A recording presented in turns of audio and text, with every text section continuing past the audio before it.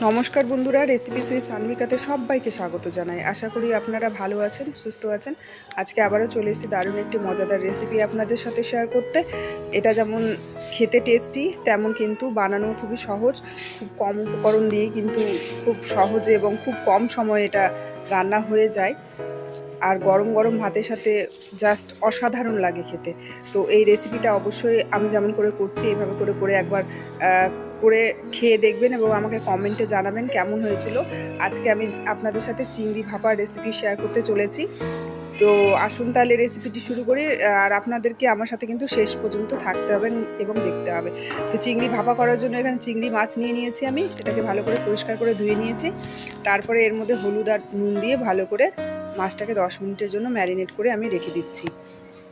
এরপরে মশলা লাগবে আমার কিছু।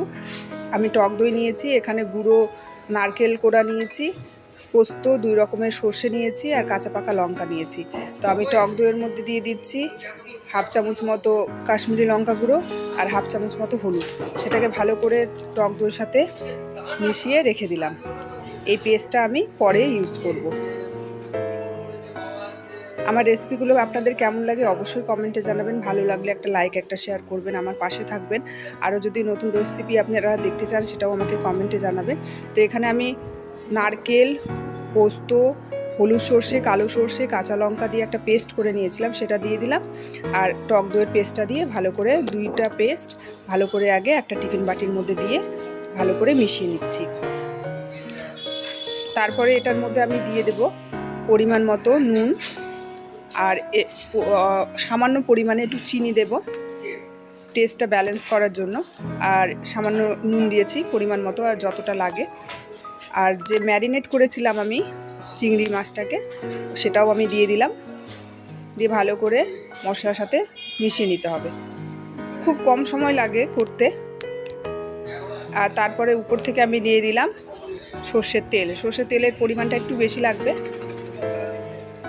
দেওয়ার পরে আমি এখানে পাকা লঙ্কা ইউজ করেছি, লাল পাকা লঙ্কা, দেখতে সুন্দর লাগে তাই। আর আমি একটা কড়াইয়ের মধ্যে একটা স্ট্যান্ড বসিয়েছি আর জল দিয়ে আমি 5 মিনিট ধরে জলটাকে ফুটিয়ে নিয়েছি। তারপরে টিফিন বাটিটা ওর মধ্যে বসিয়ে দিলাম। টিফিন বাটির তলায় যাতে জল লেগে থাকে, আর ঢেকে রেখে দিয়েছিলাম। আমার 15 মিনিট লেগেছে রেসিপিটি করতে। প্রথমে আমি হাই ফ্লেমে 10 মিনিট আর লো ফ্লেমে আমি 5 মিনিট এই রান্নাটা করেছি। দেখুন আমি ঢাকা খুলে দেখাচ্ছি কি সুন্দর হয়েছে, কালারটাও দারুণ এসছে আর খেতে কিন্তু অসাধারণ হয়েছিল। আপনারা কিন্তু এই রেসিপিটি একবার হলেও আমার মতো করে দেখবেন এবং আমাকে কমেন্টে অবশ্যই জানাবেন। যারা নতুন বন্ধু আছেন এখনও আমার চ্যানেলটিকে সাবস্ক্রাইব করেননি, প্লিজ আমার চ্যানেলটিকে সাবস্ক্রাইব করে আমার পাশে থাকবেন।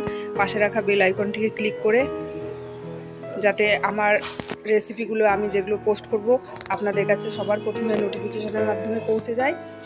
তো এতক্ষণ আপনারা ধৈর্য ধরে আমার ভিডিওটি দেখলেন, আপনাদের কেমন লাগলো অবশ্যই কমেন্টে জানাবেন।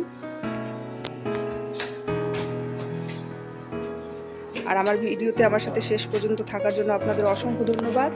আবার দেখা হবে নতুন আরেকটি ভিডিওতে। আপনাদের যদি নতুন কোনো ভিডিও দেখতে চান তাহলে অবশ্যই আমাকে কমেন্ট করবেন। আবার দেখা হবে। ভালো থাকবেন, সুস্থ থাকবেন। Thank you.